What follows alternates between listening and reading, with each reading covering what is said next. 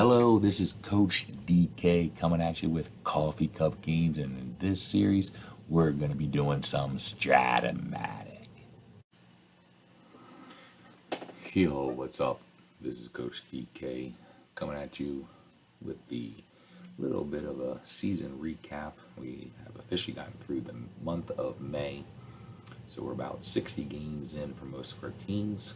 Some a little bit less just because of an off series, which is the way the Strat-O-Matic sets it up. But as you can tell, we have the Chicago Invaders leading the American League. They are 40-20. Followed closely behind the surprising Cleveland Babes, who originally were 63-73, are in second place.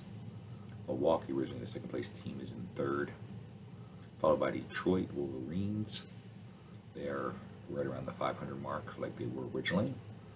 Kansas City Blues, excuse me, also right around 500. They're a little bit better than they were originally. Indianapolis Hoosiers are 26-31. We're an above 500 team, so they're obviously struggling comparatively. Minneapolis Millers are 24-35, though they are 7th place and they originally came in 8th. They do have 27% better, 0.27%, 0.027% winning percentage. And then, just like it happened in 1900, the Buffalo Bisons are in last place. I believe the Buffalo Bisons are the only team we have not seen yet in our replays, so hopefully we'll get them in the month of June. In the National League, Brooklyn is the top dog in both leagues with 42 wins, only 18 losses, having won 70% of their games. They have a comfortable lead of 9.5 games above both New York Giants and the Boston Beaneaters. Both the Beaneaters and New York had losing records originally, so the New York Giants are by far doing better than expected, and I believe they're missing one of their best players, or most famous players, Christy Mathewson, who's been out in injury. I think he has like another 9 games left with an injury, so they're very much performing well. So if they are the top one, unfortunately Pittsburgh would be the worst one. They were second place, only a few games out of winning the pennant in the National League. They are the second worst team in the National League. But Philadelphia is in 4th place, slightly right above 500. The St. Louis Cardinals are taking up the top of the bottom half, followed by Chicago, and then of course the Pittsburgh Pirates, who we already talked about, and then the Cincinnati Red Stockings, who was 7th place, are currently in 8th. So the New York Giants, who were the worst team in the National League, are currently the second best team in the National League, and the Pittsburgh Pirates, who were the second best team, are now the second worst team. So seeing some consistency, but we do have a few changes, which I always enjoy seeing. I think it makes it a little more fun, a little bit less predictable. No team really has a long streak right now, winning streak. The 2 best teams that I saw are some of the games that stand out. The Chicago Invaders, who are leading the American League, are 8-2 in the last 10 games. Cincinnati, who is the bottom of the National League, is 2-8 in the last 10 games. Detroit is making a move. They got themselves back to 500, going 8-2 in the last 10 games. So those are the teams that are standing out the most. Trying to see if there's anything on this one that I want to highlight that I do not. League leaders is always fun. Obviously, you can see the Ollie Pickering, one of the players I believe we had highlighted in a player profile, is leading both leagues with a 407 average, followed closely behind by, I believe that is George Davis, hitting 406. Elmer Flick is 400. And then the next 2 is Honus Wagner, hitting 392, and Joe Kelly hitting 390. Runs scored, Ollie Pickering's the first player to get to 50.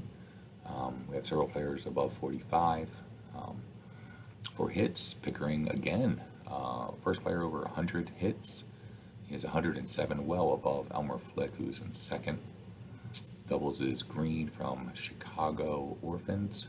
Joe Kelly leads, and Williams from Pittsburgh are tied for leading in triples, with Flick and Wagner also above above the 10 mark. Home runs, we got 3 guys leading the pack. We got Schugert from the Chicago Invaders, we got Freeman from the Boston Beaneaters, and we got Donlin from the St. Louis Cardinals. Interesting enough, Jesse Burkett from St. Louis has 4. He had one of those in our last game that we saw. Runs batted in, Wagner leads the charge, first player to 50. And so those tend to be the main ones when it comes to the hitting. I thought it was interesting when I was looking earlier, stolen bases. We have 4 guys above at 25 or above. We got Pickering again leading with 27, and he's tied with Anderson from Milwaukee. Keeler has 25 and Barrett has 25. Hitting streak, the longest one of the season was Ollie Pickering. He had a 24-game hitting streak. The longest current one is Hartman with Chicago. Slugging percentage, we have 3 guys that are really standing out, 2 of them above 600 and then 1 right behind them. We got Kelly at 604, Flick batting an even 600, and then Wagner at 573. On base percentage, Flick leads the league at 467, followed closely behind by Davis and Kelly. Going down, we'll go to the pitching. Nobody has gotten 10 wins, though we have about 5 guys with 9. We have Cronin, we have Lee McGinnity, the Hall of Famer, Hawley, and Cy Young, also a Hall of Famer. Cotole, Denzer, Fisher, and Patterson, all from Chicago Invaders. All 4 of them have 8 wins. So they kind of remind me of, I'm not sure if it was a 68 or the 70 Boston Orioles, where they had 4 pitchers who had over 20 wins. On the loss column, we got Lee and McCann, both with 10 losses. Not something you want to be proudly doing, not where you want to lead the league. ERA, Cotole from Chicago, 1.15, absolutely incredible. We have about 8 guys who are above 2.0, but Cotole by far has the best ERA. Complete games, moving down a little bit. We have Pink Hawley from New York, who has 9.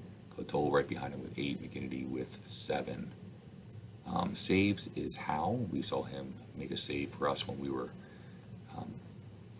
doing a game with Brooklyn, and so he has 7 saves. Cotole has 3 shutouts, and so he's doing an incredible job there. And then lastly would be strikeouts. We got Cronin with 40, and followed closely behind by Cotole with 37, and Woodall from Milwaukee, Rube Woodall, has 37 as well.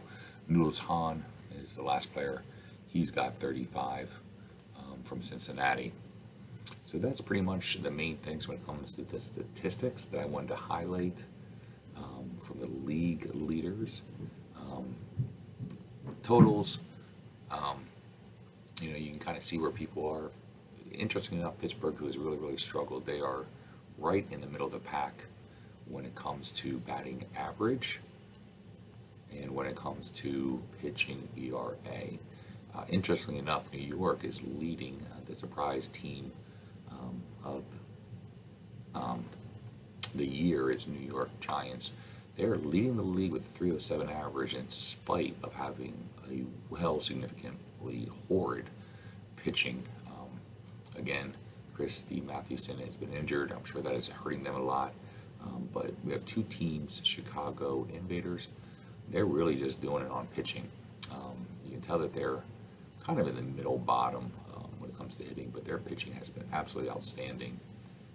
Milwaukee also has had a very, very good pitching, but they are 3rd from the bottom on hitting. So always enjoy looking at where teams end up, see if it's consistent with their records, things like that. So you can see why Others you cannot. Scrolling down a little bit, we're going to go ahead and down and look at the injury report. As you can tell, we did say Christy Madison for New York has 9 more games that he's going to miss. Cleveland has lost 150 games so far this year already to injury. Boston and Cincinnati are the other 2 teams. They both have 100, but Cleveland has really been hit by the injury bug, unfortunately. And you can see the name of the players who've been injured this season. Frisbee and Roost are, I'm not sure if it's Roost or Rust. I'm going to say Roost because of the EU, but Roost is out for 52 more games. Frisbee is out for 18 more. That's just extremely unfortunate.